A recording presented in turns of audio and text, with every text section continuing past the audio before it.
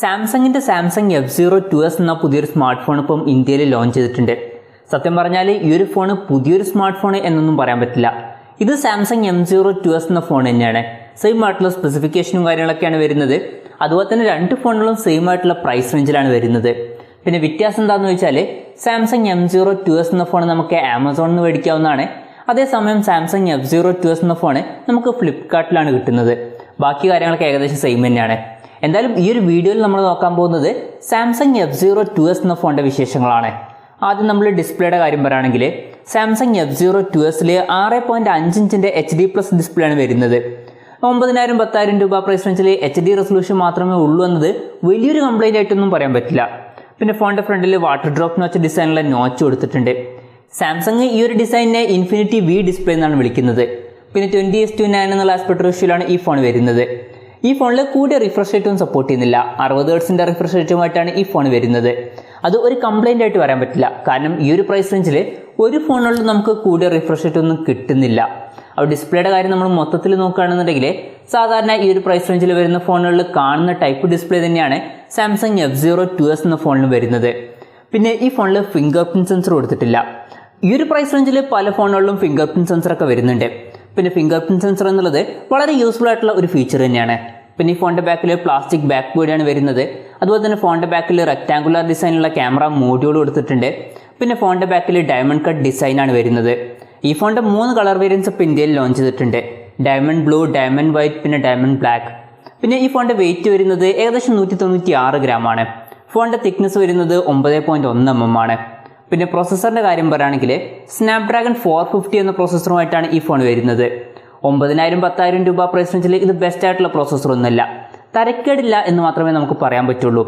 പിന്നെ ഈ ഒരു സ്നാപ്ഡ്രാഗൺ 450 എന്ന പ്രോസസ്സർ കുറച്ച് പഴയ പ്രോസസ്സറാണ്. എൻ്റെ ഒരു അഭിപ്രായത്തിൽ ഇത്രയും പഴയ പ്രോസസ്സറുമായിട്ട് വരുന്ന ഫോണുകളൊക്കെ പുതുതായിട്ട് ലോഞ്ച് ചെയ്യുന്നത് നിർത്തേണ്ട സമയമായിട്ടുണ്ട്. കുറച്ചും കൂടി പുതിയൊരു പ്രോസസ്സറൊക്കെ കൊടുക്കുകയാണെന്നുണ്ടെങ്കിൽ നല്ലൊരു കാര്യമായിരിക്കും. പിന്നെ ഈ ഫോണിൻ്റെ ബേസ് വേരിയൻറ്റിൽ 3GB റാമും 32GB ഇൻറ്റേർണലുമാണ് വരുന്നത്. 4GB റാമും 64GB ഇൻറ്റേർണലുമായിട്ട് വരുന്ന ഒരു വെർഷനും വരുന്നുണ്ട്. eMMC 5.1 സ്റ്റോറേജ് ടൈപ്പുമായിട്ടാണ് ഈ ഫോൺ വരുന്നത്. പിന്നെ മെമ്മറി എക്സ്പാൻഡ് ചെയ്യണമെന്നുണ്ടെങ്കിൽ ഈ ഫോണിൽ ഡെഡിക്കേറ്റഡ് മെമ്മറി കാർഡ് സ്ലോട്ട് കൊടുത്തിട്ടുണ്ട്. അതായത് 2 സിം യൂസ് ചെയ്യുമ്പോൾ തന്നെ ഒരു മെമ്മറി കാർഡ് നമുക്ക് സെപ്പറേറ്റ് ആയിട്ട് യൂസ് ചെയ്യാം. പിന്നെ ഈ ഫോണിൽ നമുക്ക് 1 TB വരെ മെമ്മറി എക്സ്പാൻഡ് ചെയ്യാൻ കഴിയും. പിന്നെ ഈ ഫോണിൽ 3.5 mm ഓഡിയോ ജാക്ക് കൊടുത്തിട്ടുണ്ട്. Android 10 ബേസ് ആയിട്ടുള്ള One UI സോഫ്റ്റ്വെയറുമായിട്ടാണ് ഈ ഫോൺ വരുന്നത്. ഇപ്പം Android 12 സോഫ്റ്റ്വെയർ ഒക്കെ ലോഞ്ച് ചെയ്തിട്ടുണ്ട്. അപ്പോൾ ഇപ്പം പുതിയൊരു ഫോൺ ലോഞ്ച് ചെയ്യുമ്പോൾ അറ്റ്ലീസ്റ്റ് Android 11 സോഫ്റ്റ്വെയർ എങ്കിലും യൂസ് ചെയ്താൽ കുറച്ചും കൂടി നല്ലൊരു കാര്യമായിരിക്കും.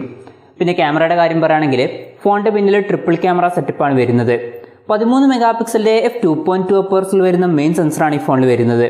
പിന്നെ 2 മെഗാപിക്സലിൻ്റെ f2.4 അപ്പേഴ്സിൽ വരുന്ന മാക്രോ ലെൻസും 2 മെഗാപിക്സലിൻ്റെ f2.4 അപ്പേഴ്സിൽ വരുന്ന ഡെപ്ത് സെൻസറും ഈ ഫോണിൽ വരുന്നുണ്ട്. സെൽഫി ക്യാമറയുടെ കാര്യം പറയുകയാണെങ്കിൽ ഫ്രണ്ടിൽ 5 മെഗാപിക്സലിൻ്റെ f2.2 അപ്പേഴ്സിൽ വരുന്ന സെൽഫി ക്യാമറ ആണ് വരുന്നത്. പിന്നെ ഈ ഫോണിൽ 5000 mAh ബാറ്ററി കൊടുത്തിട്ടുണ്ട്. 15 വാട്ടിൻ്റെ ഫാസ്റ്റ് ചാർജിങ് സപ്പോർട്ട് ചെയ്യുന്നുണ്ട്. അത് നല്ലൊരു കാര്യം തന്നെയാണ്. കാരണം ഈ ഒരു പ്രൈസ് റേഞ്ചിൽ ഇപ്പോഴും പല ഫോണുകളിലും 10 വാട്ടിൻ്റെ ചാർജറാണ് വരുന്നത്. ആ ഒരു ടൈമിൽ ഈ ഫോണിൽ നമുക്ക് 15 വാട്ടിൻ്റെ ഫാസ്റ്റ് ചാർജിങ് സപ്പോർട്ട് കിട്ടുന്നുണ്ട്. പിന്നെ ഫോണിൻ്റെ ബോക്സിൽ തന്നെ 15 വാട്ടിൻ്റെ ചാർജറും കൊടുത്തിട്ടുണ്ട്. അതും നല്ലൊരു കാര്യം തന്നെയാണ്.